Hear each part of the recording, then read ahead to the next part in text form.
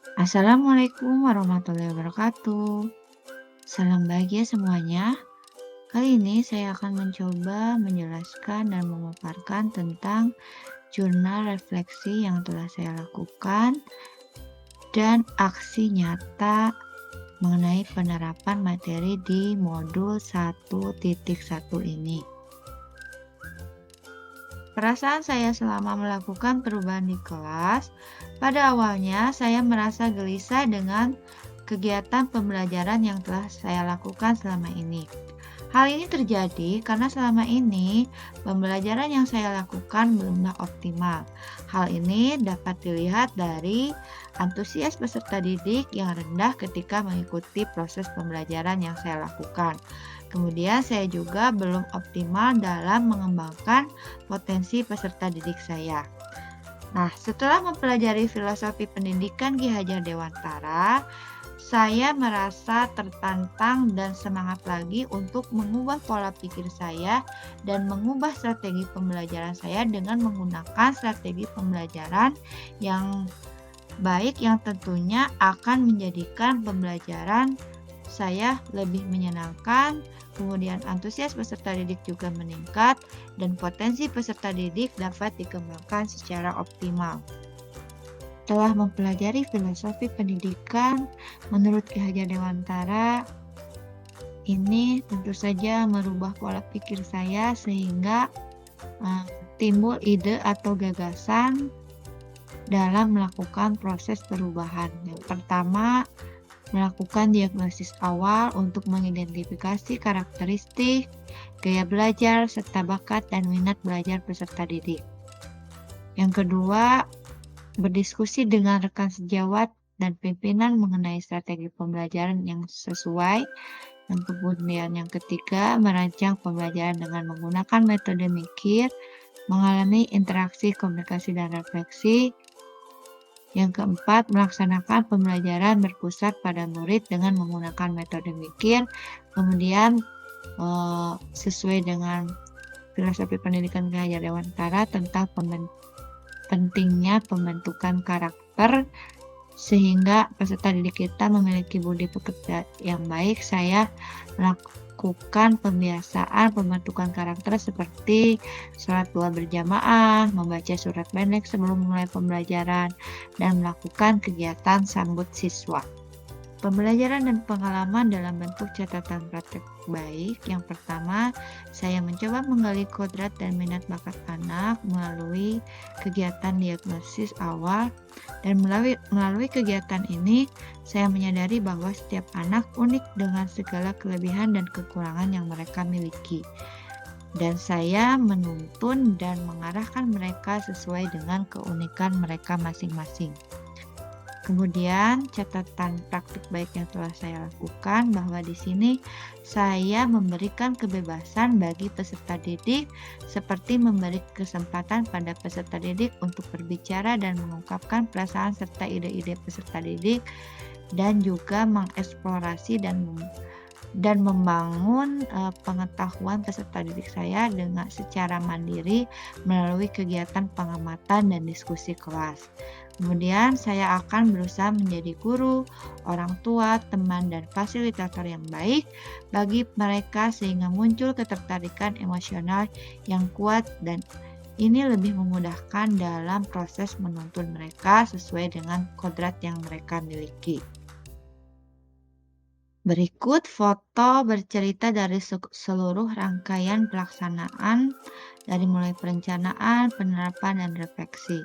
Yang pertama tentu saja untuk memulai strategi pembelajaran saya akan meminta saran dan pendapat dari pimpinan dan juga rekan-rekan saya mengenai masalah yang terjadi dalam pembelajaran saya, dan meminta saran untuk memperbaiki pembelajaran yang akan saya lakukan dan strategi pembelajaran yang baik yang tentunya pembelajaran yang berpihak pada anak. Dan di sini saya menjelaskan kepada mereka tentang rencana saya mengenai metode mikir, yaitu mengalami interaksi, komunikasi, dan refleksi. Dan tentu saja dalam kegiatan diskusi ini banyak sekali saran dan pendapat, masukan-masukan dari mereka tentang pembelajaran yang saya lakukan. Nah, kemudian kegiatan yang selanjutnya adalah saya akan merancang pembelajaran, di mana di sini rancangan pembelajaran saya tentu saja akan menerapkan pemikiran dari filosofi pendidikan Widya Dewantara, yaitu pendidikan yang berpusat pada anak. Jadi di sini pembelajaran yang saya akan rancang tentu saja harus berpusat pada anak. Salah satunya yang saya terapkan dalam rencana pelaksanaan pembelajarannya yaitu dengan menggunakan metode mikir, di mana di dalamnya terhadap unsur-unsur belajar aktif seperti mengalami, yaitu contohnya melalui kegiatan pengamatan, kemudian ada interaksi, di sini juga ada interaksi melalui kegiatan diskusi dalam kelompok, kemudian ada komunikasi, di mana di sini nanti akan ada presentasi setiap kelompok, di mana kelompok lain juga akan memberi tanggapan, dan diakhiri dengan kegiatan refleksi, yaitu untuk jadi siswa di sini akan menjelaskan kelebihan dan kekurangan mereka selama melakukan proses belajar.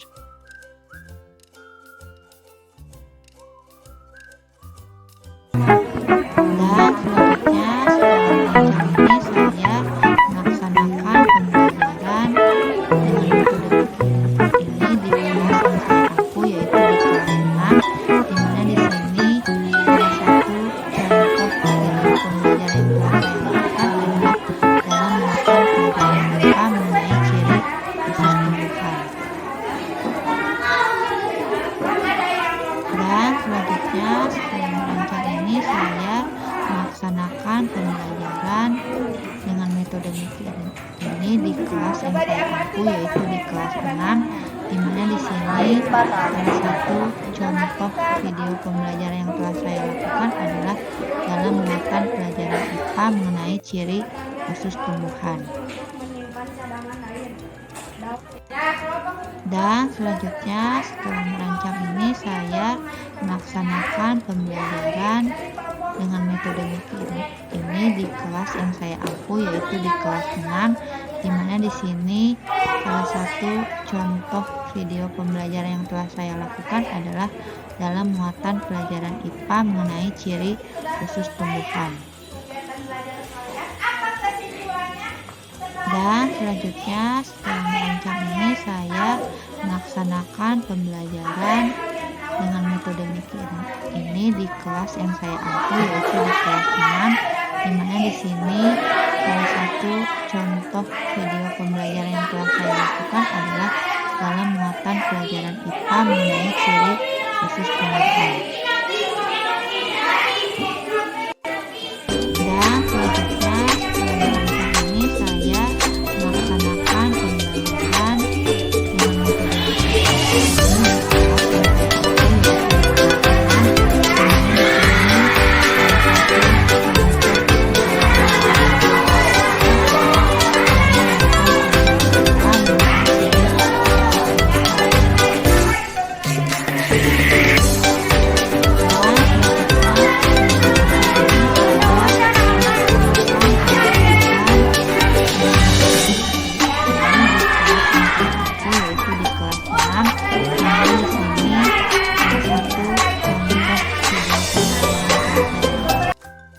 Tentu saja selanjutnya sesuai dengan pemikiran pendidikan menurut Ki Hajar Dewantara bahwa pendidikan yang baik itu adalah harus seimbang. Nah, pendidikan yang seimbang ini tentu saja harus mampu menciptakan peserta didik memiliki budi pekerti yang baik. Nah, untuk menciptakan peserta didik agar memiliki budi pekerti yang baik ini dilakukan pembiasaan di sekolah kami. Salah satunya adalah budaya 5S, yaitu senyum, salam, sapa, sopan, dan santun. Selanjutnya pembiasaan yang saya terapkan di sekolah tentu saja Sesuai dengan program sekolah juga kami selalu mengadakan sholat doa berjamaah setiap hari Jumat. Diharapkan dari pembiasaan ini anak-anak peserta didik kami memiliki karakter religius yang kuat. Selain sholat doa berjamaah, kami juga di sekolah membiasakan sebelum memulai pembelajaran setelah berdoa dilanjutkan dengan membacakan surat-surat pendek.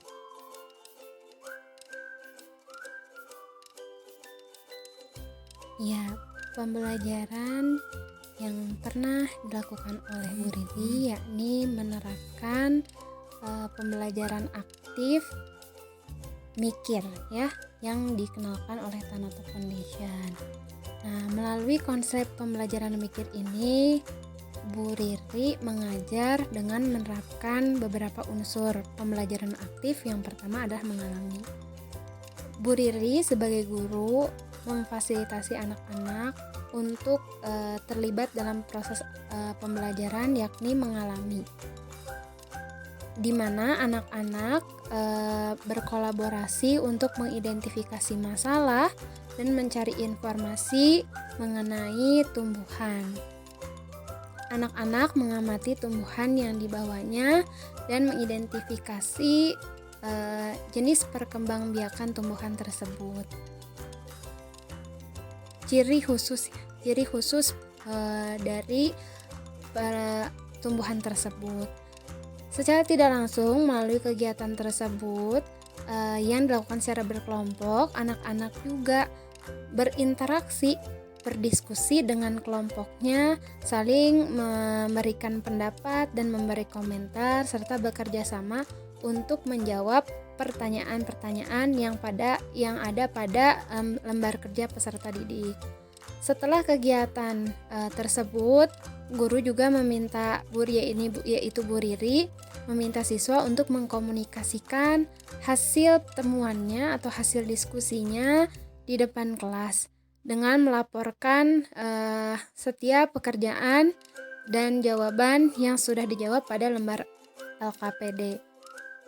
Dan Bu Riri juga sudah melakukan refleksi di mana anak-anak diminta untuk mengidentifikasi kekurangan dan kelebihan dari proses pembelajaran yang telah dilaksanakan dan mengungkapkan materi-materi apa saja yang sudah mereka pelajari dalam kegiatan pembelajaran. Hal ini sangat bagus ya, karena refleksi ini jarang digunakan oleh guru-guru, sehingga anak-anak terkadang tidak tidak sadar terhadap apa yang sudah dikerjakannya, apa yang menjadi kemampuannya dan apa yang menjadi kekurangannya, sehingga dalam proses pembelajaran yang telah Bu Riri lakukan ini dapat menjadi contoh bagi guru-guru yang lain yang untuk menerapkan kegiatan pembelajaran aktif.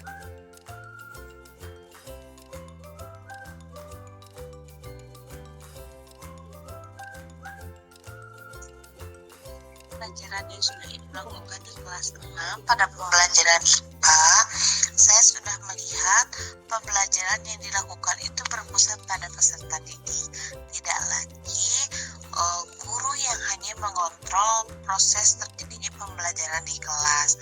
Nah, terlihat di sana anak-anak begitu antusias, begitu aktif, begitu termotivasi untuk belajar bersama kelompoknya. Mereka bisa mengeksplorasi dan membangun pengetahuannya, bisa berdiskusi melalui kegiatan pengamatan bersama kelompok masing-masing yang sudah dibentuk. Nah, dari kegiatan diskusi kelompok itu, mereka aktif untuk